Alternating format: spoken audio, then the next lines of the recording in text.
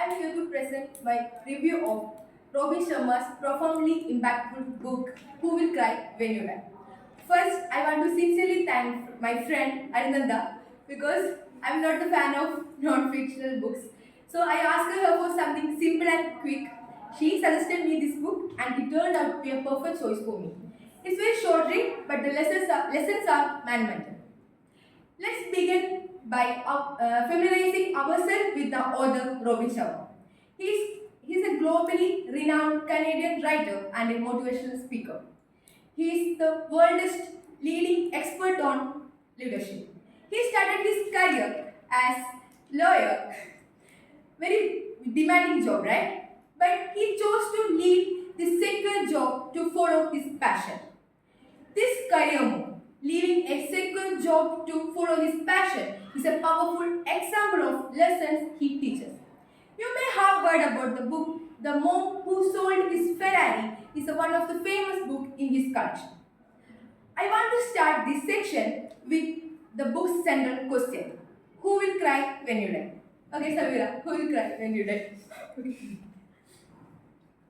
I don't know. Then Afra. When I die, obviously my parents if they are alive, my close friends, Okay. few of my teachers. Yeah. I think When we hear this question, we all have easy and immediate answers, right? Our parents, our relatives, our friends, etc. etc. But the author tells us that this is not a simple question requiring a list of names. He is questioning the depth and the quality of contribution you have made and the duration of emotional impact. The author forces us to consider a profound, uncomfortable truth. Yes, our parents, our friends, everyone will mourn the loss of our presence. But how deep is that mourning? And how long will it last? The author challenges us to think about a life lived without a passion, where days blur into a pattern of comfort seeking and consumption. If we fail to utilize our unique talent, instead we live purely for ourselves, the grief others feel, if even though it is real, you may eventually be overshadowed by a quiet thought that you never found the true happiness or fulfill their potential or your potential.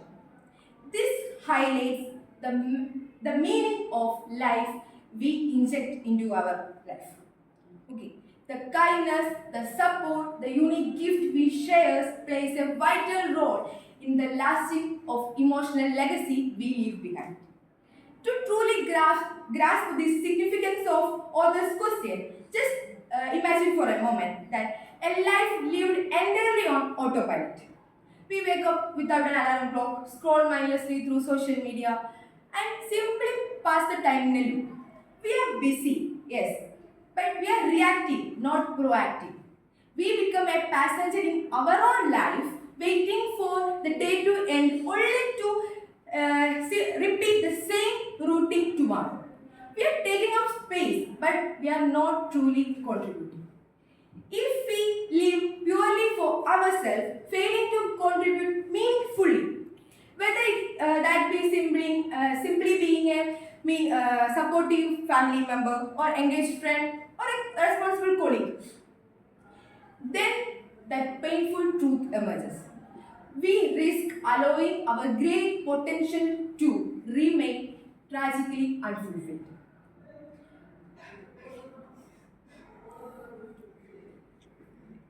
The tears shed upon our death might be temporary and it's quickly replaced by a quiet acknowledgement.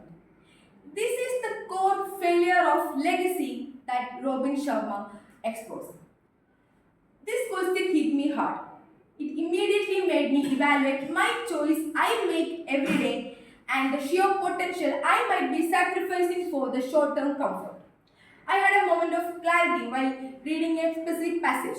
I realized that being busy is not same as being productive and the comfort is not same as happiness.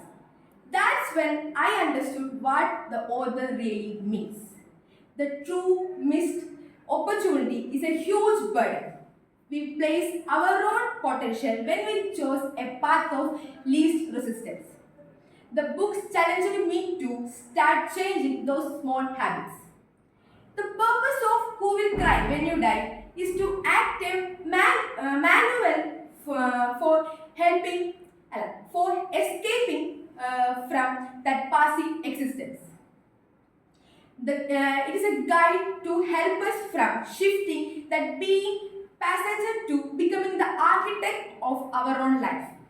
It's about ensuring that when we die, the tear shed reflects genuine loss, appreciation, and the memory of life we live, well lived. You understood that? Yes. Okay. Not unfortunate, fortunately, the Robin Sharma doesn't ask us a hard question. He's just simply giving a roadmap, practical roadmap.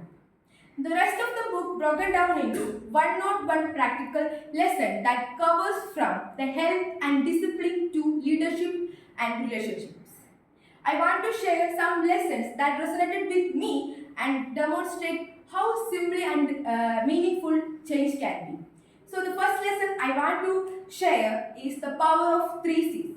Anyone have any guess what will be the three C's? Confidence. Yeah. Confidence. You can take, but it's not in that list. Okay. Cry. Huh? Success. Success is C. Cry. Three. Huh? Cry. Crying. No. Consistency. Compassion. Compassion. Yes, compassion. Okay, I will tell.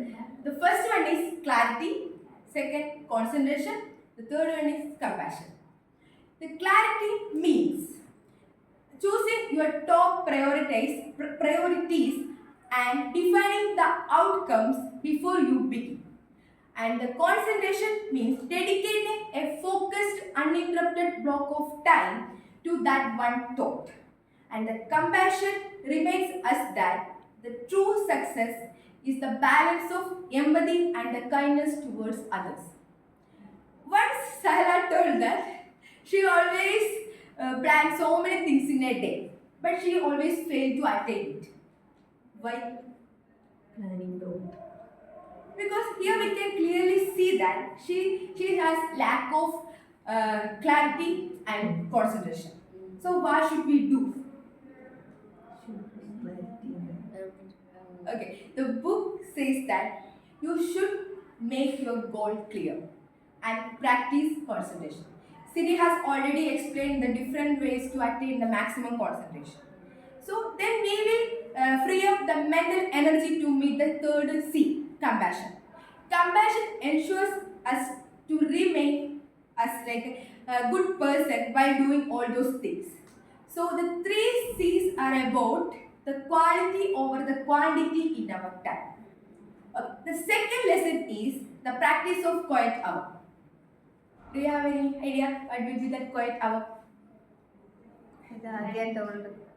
Yeah, like that. It's the most powerful and a practical habit the book encourages is a practice of daily practice of reflection. Okay. The author recommends that setting aside a quiet hour and a crucial part of that hour is journaling. It's not about writing a diary of events. It's about the purpose of not purpose, the process of thoughts. Through journaling, we will get more clarity about our life. This book is a powerful reminder of life that our life is not a dress rehearsal. We don't get any second chance to practice. We must perform tomorrow. Today, not tomorrow. We must perform today. Okay. If you find yourself in that autopilot mode as I described, I strongly encourages you to pick up this book. Don't feel you need to adopt all these one or one chapters at once, but you should take one or two chapters and implement consistently for 30 days. Okay, this book reveals a biggest secret that the quality of our life determined by the quality of our habits. By the one change of one habit, we can start the fundamental work of becoming the architect of our own extraordinary life. That's all I have. Thank you.